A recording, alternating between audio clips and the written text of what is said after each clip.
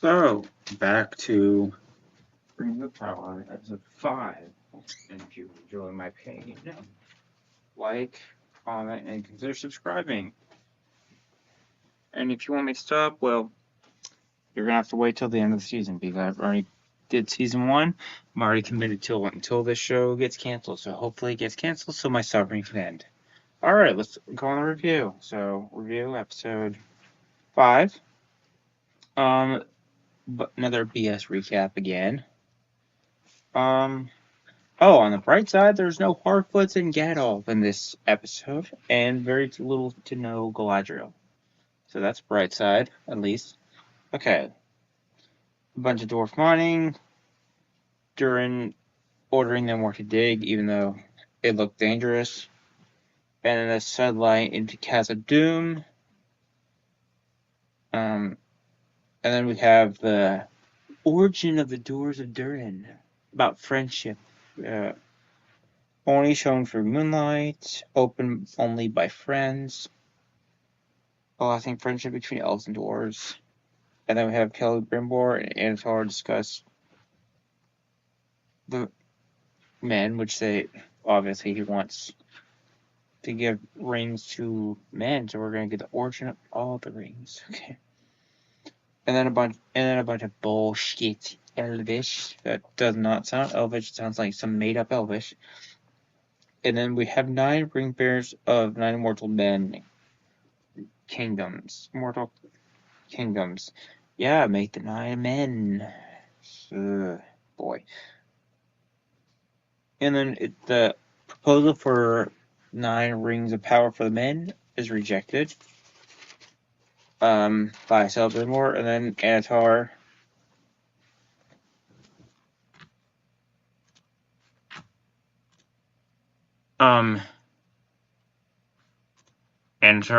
says he will threatens to do it by himself. So yeah, he's like that's fine. I'll just do it by myself. Says he'll make the 9 rings himself. Then Farazan the guy that staged a queue, and becomes the new leader of Numenor. And Mira wants to do nothing. Which, bear in mind, this is not. She doesn't look like this in the books. Okay, this is not how she would act. Okay, then it says to Captain Elendil, even though he was stripped of title. Oh, everyone calls him Captain, even though he's stripped, and the son of Farazan is angry at that. Okay, during the elf writes to note Celebrimor to the king. Yeah. Celebrimor writes to the king of the Elven in Lindholm. Then you have during the 4th and decent discussion about their father, the king. Then she goes down to the mines for some globe, and then she starts randomly singing for no reason at all. The globe breaks during the 3rd, has a meeting with the other 6 dwarves, kingdoms, shows the 7 rings of the dwarf lords, and it says power and 7 for discussion on power and 7 for the dwarf lords. So that BS 7 for the dwarf lords member berry thing. Okay, the power comes with a price, always is. Oh, power comes with a price. Took the ring off because his hand was feeling heavy. Because that makes sense. And by the way, the dwarf rings aren't supposed to be corrupted. Something under the mind's ancient and powerful. With the ring during the 3rd can see the mountains. Claims there is no danger and says these is lie. Okay, Anatar makes a new ring that turns one elf person invisible. it's probably his one ring or one of the 9, and claims and added Mithril to the ring to avoid corruption, quote unquote. During the 5th, comes to talk about the rings with Celebrimbor and claims that says his father is more angry and questions Antar about the creation of the rings. And then Antar says to the girl that put on the ring that she's brave for going to the darkness of the unknown world, invulnerable to the shadow. And then says she asks the elf to speak not about it. Memorial for the Numenors who died, and then the king's men comes to destruct. Comes to destroy the shrine for a bathhouse.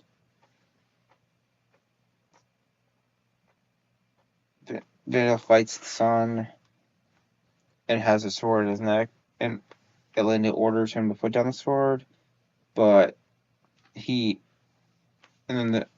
Farazan's son comes back and kills him, and then puts him into water to hide the blood, and then says to tell that Elendil started the uprising, and then they drag Elendil away. Celebrimbor asks another Antar if he altered the rings. Antar says he didn't, but they did by deciding to make without the king's knowledge. So he says they bought the seat in the process. Says Celebrimbor lived because he didn't tell, lied because he didn't tell the king about the 7 rings, because they were supposedly only supposed to make the 3 elvish, but decided to make the 7 for the dwarves. During the 4th says the same devilry has gone into the rings. During the 3rd says he needs his son by his side, Prince Durin, and Disa asks Prince Durin to swear to never wear one of the 7 rings. And he swears it. Celebrimbor says to bring balance with the 9 to redeem them all. Antar says Celebrimbor says construct the rings of power. Some works in the woods. Horde of orcs make Seekaz Aragon. Elrond asked to send elves to Aragon for Galadriel. I don't know why, but she is evil. The king delivers Sauron. Believes Sauron is behind everything. Galadriel is captured. Prince and Adar with a knife.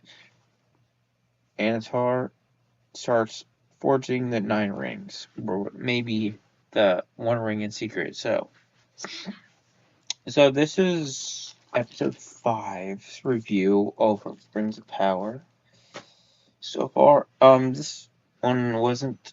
I think this is either one of the more insulting or the least. I guess the least insulting, since the Tarflights weren't in this episode at all. So that's my guess. I mean, because they're also trying to do Adar and Galadriel seem romance now. That's what it seems like they're trying to push, since he prevented any of the Orcs from touching her at the last few minutes of the episode. But here's my... It's only gonna get worse. Okay. On us, just to prepare.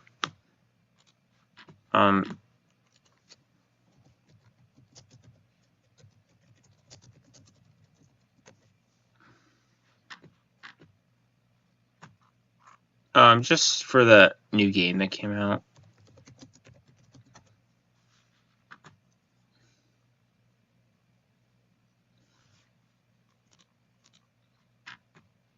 was it?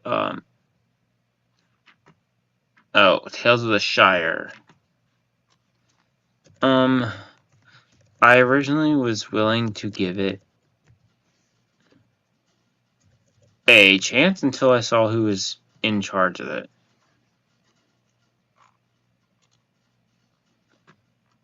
And, I mean, okay, so, anyway, I'll talk about that tomorrow anyway. So, all in all, this episode was bad, but not nearly as bad as episode 4. So, this is my review on episode 5 of Rings of Power.